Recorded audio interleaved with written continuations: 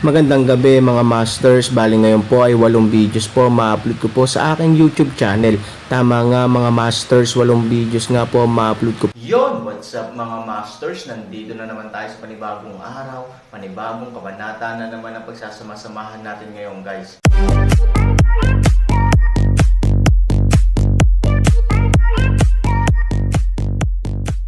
Bali mga masters, kung bago ka pa lang po sa aking YouTube channel, please click the subscribe button, lalong-lalo na po yung notification bell guys, para maging connected pa rin tayo sa isa't isa at maging updated kayo sa mga susunod ko pang video.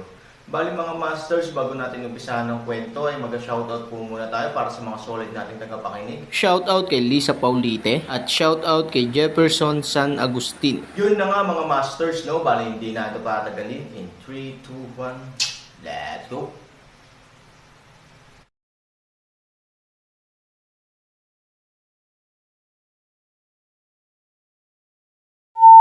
Sa tunog na ito, agad na napunit ang nasa itaas na bahagi ng tula, na inihayag ang sobrang puti ng balat at ang nagbabadyang pagmamalaki. Demonyo mong monghe, ano ang gagawin mo? Nakalimutan mo na ba na mga alagad kang Budista?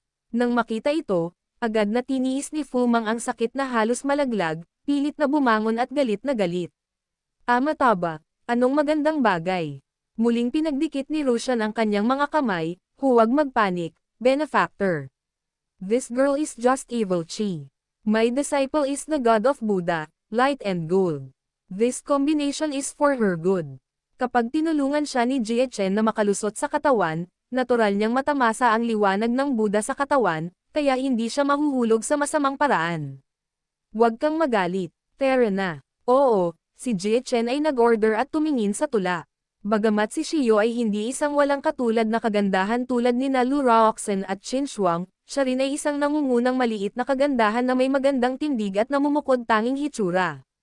Nang makita ito, halatang may abnormal na pananabik sa mga mata ni Jie Chen, may bahid ng masamang ngiti sa gilid ng kanyang bibig at isang malaking galaw. Nang kamay ilang tula sa kanlungan ng damit, at ang mga luha sa kanyang mga mata ay mabilis na tumakbo, ikaw bastard, umalis ka sa aking daan. Umalis ang galit na boses ay pinagalitan ang isa't isa, ngunit ang tono ay puno ng galit, ngunit higit na kawalan ng pag-asa. Paano matatanggap ni Shio ang ganitong masamang balita kung sa tingin niya ay inosente siya ngunit ililibing sa kamay ng kontrabida na ito? Kung makapili ka, gusto na talagang mamatay ni Shio. Sa kasamaang palad, ang kanyang katawan ay pinigilan ng gintong liwanag, at maging ang kamatayan ay naging isang labis na pag-asa. Asshole, bitawan mo siya. Kahit na halos hindi na makagalaw ang kanyang katawan, buong lakas na tumayo si Fu Mang, hawak ang isang malaking kutsilyo, nagngangalit ang kanyang mga ngipin, nakapyang pasulong upang iligtas si Shio. Pagkatapos ng maraming araw ng pamumuhay na magkasama at pagbabahaginan ng kasaganaan at kapigatian, kahit na hindi sabihin ni Aaron sa kanyang sarili na alagaan silang mabuti, itinuring na ni Fu Mang ang lahat ng naruroon bilang kanyang mga kamag-anak. Nakikita ang panganib ng tula, paano maupo si Fu Mang at hindi ito papansinin. Ganoon din sa Fu Mang, Baek Xiaosheng at Fu Li. Umuungol. Sa isang kislap ng pilak na liwanag, ang dragon sa damit ni Bai Xiaosheng sa ilog at lawa ay ganap ding totoo. Sa isang dagandong, ito ay tumatama na parang alikabok. Ama Taba, isang grupo ng mga langgam. Umiwas sa dagat, oo, may isa pang babae. Ikaw na ang maglinis sa kanya. Tulad ng alikabok, ang mga sulok ng bibig ay bahagyang pumukaw ng bakas ng masamang ngiti. Disciple, mag-order ka. Pagkababa ng boses, hinubad ng isa pang cloaker ang kanyang balabal at direktang tinanggap ang mga taong gustong sumugod para tulungan siya palayo ng walang takot. Ang kabilang dulo, parang alikabok, ay bahagyang pumikit. Nasaan ka? Bamuka ang mga labi, at isang gintong salita ang lumabas sa bibig. Tinamaan nito ang mga taong dumating. Pagkatapos ay bahagyang itinaas nito ang kanyang mga mata, at may isa pa sa bibig. Isang trumpeta na hugis gintong karakter ang biglang sumalakay sa lumilipad na linlong sa hangin. Boom! Ang gininto ang karakter ay agad na nakasabit kay linlong sa kalagitnaan ng hangin. Sa orihinal, ang agresibong linlong ay agad na nakulong ng kampanang hugis gintong karakter. Ang isang dragon ay umaatake sa isa't isa at nagtatanggol sa isa't isa. Mahirap maghiwalay ng panandalian. Totoo ito kay Linlong, at gayon din ang ibang mga tao sa lupa. Dumating ang malaking salitang, ni. Lumalaban man ang mga tao, laging nasa paligid ang salitang, ni, at umaatake sa lahat ng anggulo para mapagod ang mga tao. Pagkaraan ng ilang pag-ikot, ilang mga disipulo ang hindi na makatagal. Sa sandaling masira sila, ang buong pormasayon ay nasira. Si Fu Mang at Fu Li ay agad na nakulong ng salitang, ni, na nahahati sa dalawang bahagi. Sinamantala din ng bagong balabal na lalaki ang pagkakataon na sampilan si Fu Li. Sa sandaling siya ay umatras, kalahating salita ay naging isang gintong liwanag, na biglang tumakip sa kanya. Halos katulad ng tula, hindi makagalaw ang buong tao. Isang kakaibang hayop, tumawa si Jihai, gayunpaman, tao ka man o hayop, tutulungan ni Master Yuyon ang lahat ng nabubuhay na nilalang. Mabangis na pumutok-pumutok bibig, huminto sa dagat din ng kaunti bastos, sa kamay ilipat. Z. Tanggalin mo yang coat mo at agad na punatin ni Jihai. Hindi, umalis ka dito. Tulong sa pag-alis, pakikibaka ng desperadong. Ikaw ang demonyong Buddha, ah. Nang makita ni Fu Mang na sina Fu Li at Shiyu ay nagdusa ng ganitong uri ng kahihiyan at kahihiyan ng sunod-sunod, siya ay labis na nagalit. Gayunpaman, siya ay nasaktan at inatake ng mga gintong karakter. Ngayon ay mayroon pa ring kalahating gintong karakter sa paligid niya. Hindi siya maaaring tumayo mula sa pagkakakulong sa lahat. Makasigaw lang siya na may dugong pula ang mga mata. Mata ba? Bahagyang ipinikit ni Rushan ang kanyang mga kamay na may mapanoksong ngiti sa gilid ng kanyang bibig. Si Baek Xiaosheng ay nakahiga sa lupa na may dugong dumadaloy sa kanyang bibig. Nang lumingon siya sa likod, nakita niya si Linlong na nakulong sa kalangitan, ang kanyang mga disipulo sa lupa ay bumagsak, at si Fu Mang ay namamatay sa ilalim ng pag-atake ng gintong salita. Si Fu Li at Shiyu ay umiiyak sa kawalan ng pag-asa sa masamang mata ng dalawang kontrabida. Sa sandaling pumikit ang kanyang hindi komportable na mga mata, anong uri ng monghe ito? Maliwanag na may nakilala siyang demonyo na mas masama pa sa demonyo. Hindi, halos mapunit na siya, naiwan na lamang ang tula ng kanyang panloob na damit. Nang makitang nagsimulang hilahin ang kamay ni Jie Chen sa kanyang palda, bumulong siya at umiyak, tumulo ang mga luha sa kanyang mga mata. Sa oras na ito, sa labas ng kakahuyan, biglang may hangin. Ang hangin, napakaliwanag, liwanag ay mahirap na makita, ngunit ang pagpatay intensyon sa hangin, ngunit ang mga tao ay may upang magkaroon ng kamalayan. Woo! Kapag umihip ang simoy ng hangin sa ilog, maaaring hindi mapansin ni Bai Xiaosheng at ng iba pa na ito ay masyadong malaki, ngunit kapag dumaan ito sa mukha ni Rushan, ang mga kilay ni Rushan ay masikip at kumunat. Mabilis na inilibot ni Rushan ang paligid. Kasabay nito, ang sutana sa kanyang katawan ay bahagyang maliwanag, na naglalabas ng isang malakas na banal na kamalayan, at baliw na tumingin sa paligid. Ang kakaiba sa kanya ay walang abnormalidad sa paligid. Pero mas lalo siyang naging alerto at nataranta. Mahirap ba? Walang tao. Ngunit kung walang tao, sa simoy ng hangin, paano magkakaroon ng malamig na pakiramdam ng pagpatay? Huwag kang matakot sa mga maltong kumakatok sa pinto sa kalagitnaan ng gabi. Bilang isang Buddhist na disipulo, hindi ba dapat ganoon ang kaso? Ano ang kinatatakutan mo? Gayunpaman, nang labis na nagulat si Rushan, isang malamig na boses, biglang pumasok sa tenga niya. WHO. Tulad ng alikabok na biglang nanlamig sa puso, ang buong tao ay napaka-alerto ding tumingin sa paligid. Ngunit sa kasamaang palad, ang tunog lamang nito ang ating naririnig, ngunit hindi natin nakikita ang anino nito. Munting daga, bakit itago mo ang iyong ulo at ipakita ang iyong buntot kahit na lumabas ka para makipag-usap?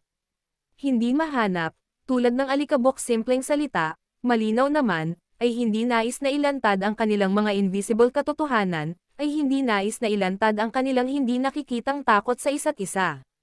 Show up. What can you do if you show up? Pagkababa ng boses, 12-12 figure ang biglang sumugod kay Rushan. Nagmamadaling itinaas ni Rushan ang tungkod sa kanyang kamay, hinarang ito sa kanyang harapan, kinurot ito ng dalawang daliri at tinapik-tapik, at isang gintong ilaw ng Buddha ang biglang tumalon sa pamamagitan ng tungkod, diretso sa higit sa 12 figure. Bago pa umabot sa 12 figure ang gintong liwanag, biglang huminto ang 12 figure sa kalagitnaan ng hangin. Ang susunod na segundo, Ito ay isang bilang ng hugis ng katawan na biglang nahulog mula sa langit. Hindi, ito ay isang ilusyon.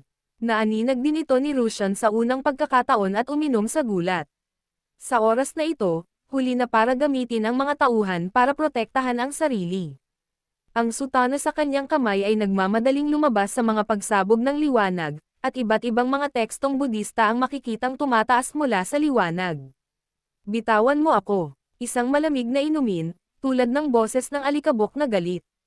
Ikaw ay isang lana. Sa parehong malamig na inumin, higit sa 100 figure ang biglang tumama ng itim na hangin. Ang Golden Buddha Light ay humaharap sa madilim na espiritu. Sa tuktok ng maalikabok na ulo, ito ay nakahiwalay. Nasira. Boom! Ang malaking itim na chi ay biglang tumaas ng ilang beses sa isang dagandong. Bang! Ang ilaw ng Golden Buddha ay tumagal lamang ng ilang ikasampu ng isang segundo, biglang, ito ay direktang nawasak ng itim na gas. Kung hindi lang dahil sa kakaibang sutana ni Russian, died on the spot na ako. Pagkaraan ng ilang hakbang pabalik, malamig na tumingin ang mga mata ni Russian sa kinatatayuan niya kanina, kung saan pinalibutan siya ng itim na hangin. Mahigpit at madilim, dahan-daang lumitaw ang isang figure. Sino ka? Nais mo bang makialam sa mga gawain ng Budismo, kaawa-awang monghe? Kung ang malamig na alikabok na tinig ay nagtatanong ng paraan, sa puso ngunit ilang buhok. Dumarating at umaalis ang taong ito nang walang bakas. Ang susi ay napakalakas niya. Kahit hindi ko alam kung sino iyon, may karapatan kang tawaging Budista. Sa malamig na panunuya, sa sumunod na segundo, malamig ang tono at malamig na sinabi, kwalipikado rin bang saktan ang aking kapatid?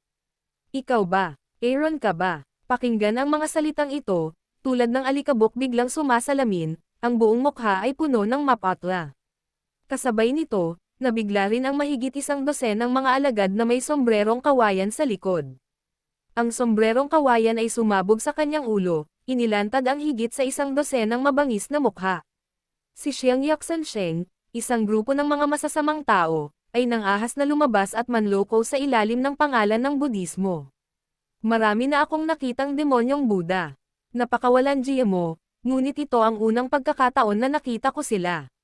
Bigyan mo ako ng kamatayan. Panipi. Pagkababa ng boses, biglang bumilis ang Aaron.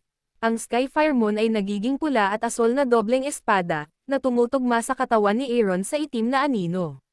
Mukhang cool at mamamatay tao. Magsipilyo, magsipilyo. Ang Aaron ay sumugod sa karamihan. Mabilis sumayaw ang kanyang espada at napakabilis ng kanyang figure. Sa ilalim ng kamakaway ng Skyfire Moon Wheel, si Russian at ang isang grupo ng mga tao ay natalo sa susunod na season. Aaron, nanay, Aaron ba yan? 3,000, ikaw ba talaga? Ikaw ba talaga? Ako damo, kalapiteng mababa ang lipad, hindi ka talaga patay. Panipi, hahaha, alam ko na hindi ka ganoon kadaling buhay bilang isang patay na asong babae. Leader ng alyansa, kahit na hindi niya nakita ang positibong bahagi ng Aaron, narinig niya na ito ay Aaron mula sa pag-uusap ni Russian. Sa ilang sandali, tuwang-tuwa ang mga tao, at napaluha ang ilan sa mga alagad sa liga. Kung tutuusin, para sa kanila, marami na silang pinaghirapan. Sa oras na ito, bumagsak ang langit upang bumawi. Paanong hindi sila matutuwa at maiiyak? Masyadong day-in ang mga tao, iset up ang labanan. Kung ang alikabok ay umatras ng ilang hakbang, umuungal. Sa oras na iyon, mabilis na lumapit sa likod ni Russian ang mahigit 100 ng alagad ng sombrerong kawayan. Kinuha nila ang formula sa kanilang mga kamay at binigkas ito kasama ng kanilang mga banal na kasulatan. Biglang, mahigit 100 ng tao ang pumailanglang sa langit. Pagkatapos, isang grupo ng mga tao ang lumitaw sa ilalim ng kanilang mga paa na may dagat ng mga gintong bituin, ang liwanag ni Buddha ay nagniningning sa kanilang mga ulo at ang kanilang mga katawan ay pinalamutian ng gintong liwanag. Tulad ng isang Buddha, ang buong kalangitan ay napuno din ng tunog ng Buddha. Zay, Ma, Ne, Ba, Mi, Hong. Ang boses ng Buddha ay nasa lahat ng dako. Sa isang iglap, ang mga tao ay nakakaramdam ng sakit ng ulo at depresyon. Ang ilang mga alagad ng mga misteryosong tao na mahina sa paglilinang ay lumulubog sa lupa sa matinding sakit. Ang pakiramdam ay lubhang hindi komportable. Sa sandaling pinangunahan siya ng Buddha, ang sakit ng kanyang buong katawan ay nagsimula mula sa ilalim ng kanyang puso hanggang sa utak ng buto, pagkatapos ay kumalat sa kanyang buong katawan at sa wakas ay natipon sa tuktok ng kanyang ulo. Ang hirap kaya, sisabog na ang ulo ko, Saglit, ang mga disipulong iyon ay sumigaw sa isang kahabag-habag na boses. Sa pagdating ng Aaron, halatang itinoon ni Rusian ang lahat ng kanyang atensyon sa Aaron, at si Fu Mang, na nababagabag sa kalahating salita, ay natural na nakawala sa gulo, ngunit siya walang oras upang makahinga nang makita ang mga alagad na ganito, siya ay napakamanhid na siya ay bumulong-bulong. Paano? Paano ito mangyayari? Bakit ang mga taong nakikinig sa mga tunog na ito ay nalulungkot? Fu Mang, huwag kang matutulala. Hayaan ang lahat na takpan ang kanilang mga tainga. May problema sa Buddhist sound. Sa dulong iyon, masakit si Bai Xiaosheng. Tinakpan niya ang kanyang mga tenga at sinigawan si Fu Mang. Nang marinig ang sigaw ni Bai Xiaosheng, agad na inutusan ni Fu Mang ang kanyang mga alagad na takpan ang kanilang mga tenga. Pagkatapos natakpan ng kaunti ng mga disipulo ang kanilang mga tenga, naramdaman nila ang labis, less pain. Sila ay talagang isang grupo ng mga demonyong monghe kung hindi, paano makakasakit sa isip ng mga tao ang kanilang boses na Budista, tumulong na umalis upang matalo ang lakas upang maprotektahan ang sarili. Ang panig ay sinaktan ng isang paraan, ang boses ng Buddha ay nagpasimula ng sakit, mula sa puso at bantayan ng dantian ng puso, 100 Xiaosheng sa ilog at lawa ay malamig, sina Shiyu at Fuli ay tumango din sa isa't isa, naupo nang nakakros anuman ang kanilang kahinaan, at nagmamadaling lumaban, tanging ang Aaron, na nakatayo sa parehong lugar, sa gitna ng Buddha's tinig, ibinaba ang kanyang ulo at hindi alam kung ano ang iisipin. Han Sanchen, talagang laganap ka sa mukha ni Buddha Sound Perdo. Pagkababa ng boses niya, biglang tumawa si Aaron. Yun na nga mga masters, no? Bali panibagong kabanata na naman yung natapos natin ngayong gabi. Muli, maraming salamat po.